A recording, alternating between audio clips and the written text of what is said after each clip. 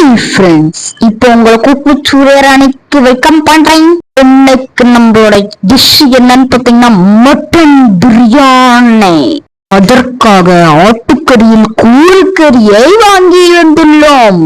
இந்த கூறுக்கறியில் ரத்தம், ஈரல், குடல் உள்ளன. அதாவது ஆட்டின் அனைத்து உறுப்புகளும் நமக்கு கிடைத்துவிடும். சரி, இப்பொழுது பிரியாணி செய்ய ஆரம்பித்து விடலாமா? அதற்காக கோலம் போட்டு அடுப்பை தயார் செய்து கொண்டு விட்டாச்சு.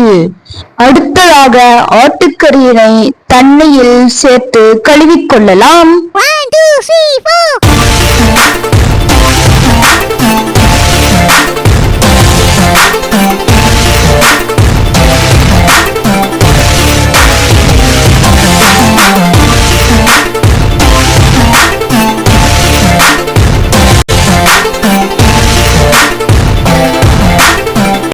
இப்பொழுது ஆட்டுக்கறியை தனியாக வேக வைத்துக் கொள்ளலாம். அதற்கான பாத்திரத்தில் கறியை போட்டுக் கொள்ளலாம். வேகுவதற்கு ஏற்ப தண்ணியை ஊற்றிக் கொள்ளலாம். இப்பொழுது உப்பு மற்றும் மஞ்சத்தூளை ஆட்டுக்கறியில் சேர்த்து விடலாம்.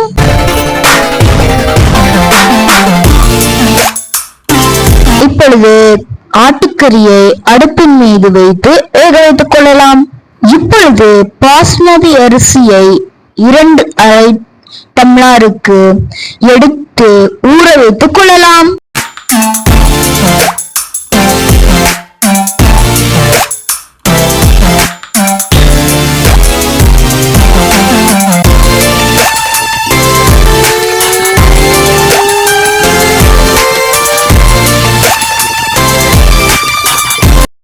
இப்பொழுது கறி வெந்து விட்டதா என்பதை பார்த்துக் கொள்ளலாம்.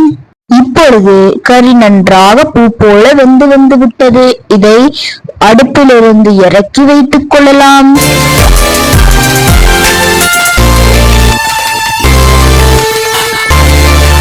இப்பொழுது பிரியாணி செய்யும் பாத்திரத்தை அடுப்பின் மீது ஏற்றிக்கொள்ளலாம்.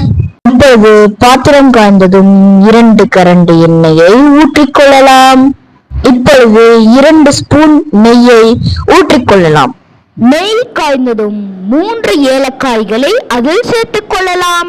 இப்பொழுது பட்டை, கிராம்பு, சோம்பு, கசகசா, பிரியாணி இலை, கல்பாசி ஆகியவற்றை இதில் சேர்த்துக் கொள்ளலாம். பின்னர் 4 பச்சை மிளகாய்களையும் இதில் சேர்த்துக் கொள்ளலாம். 2 பெரிய வெங்காயத்தினை அரைத்து இதில் சேர்த்து நன்றாக வணக்கிக் கொள்ளலாம். இஞ்சி பூண்டு தேவையான அளவு, வரமிளகாய் 4 அரைத்து இதில் சேர்த்துக் கொள்ளலாம். பின்பு பழுத்த தக்காளிகளை அரைத்து இதில் சேர்த்துக் கொள்ளலாம். இப்பொழுது புதினா மற்றும் மல்லி இலைகளை இதில் சேர்த்துக் கொள்ளலாம். பின்பு இதனை நன்றாக வணக்கிவிட்டு வேக வைத்துள்ள ஆட்டுக்கறியினையும் இதில் சேர்த்துக் கொள்ளலாம்.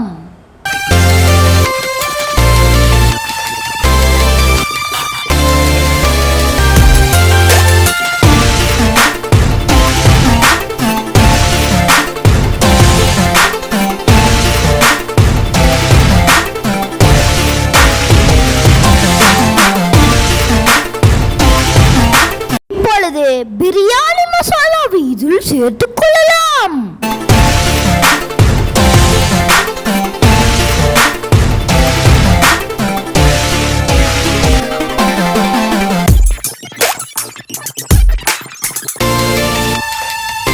ஊறவைத்துள்ள அரிசியை நன்றாக கழுவி அதனையும் இதில் சேர்த்துக் கொள்ளலாம்.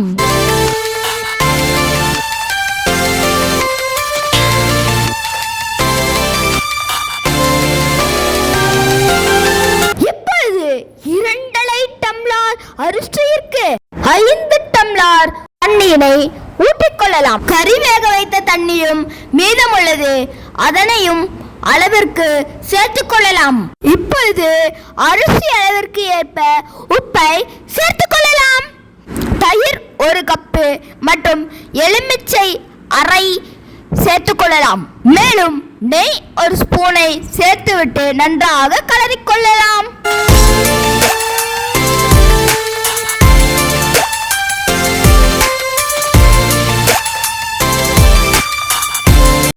இப்பொழுது தட்டு போட்டு மூடிவிடலாம்.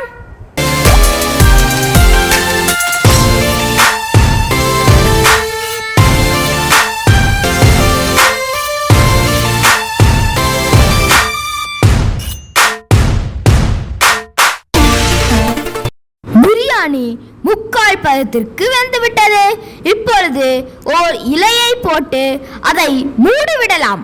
இப்பொழுது அடுப்பில் உள்ள தணலை எடுத்து தட்டின் மேல் பகுதியில் போட்டு அதை தம் கட்டிவிடலாம்.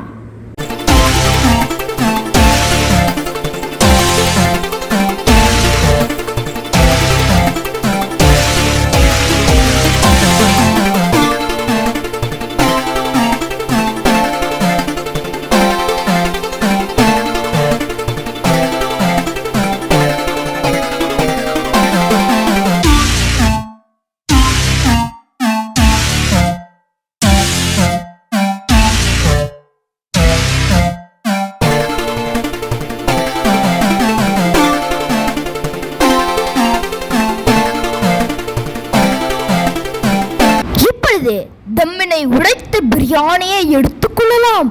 பிரியாணி கமகமகம என்ற வாசத்துடன் தயாராகிவிட்டது. இதனுடைய ருசியை பார்த்து விடலாமா? ருசித்து விடலாம். வாருங்கள். ஆஹா, ஓஹோ, ஏஹே, ருசியோ ருசி. ஆஹா, இதை இந்த வாழ்க்கையில் இதுக்கு முன்னாடி இவ்வளவு ருசியா நான் சாப்பிட்டதே இல்லையப்பா. டாட்டா பை பை, அடுத்த வீடியோல பார்க்கலாம்.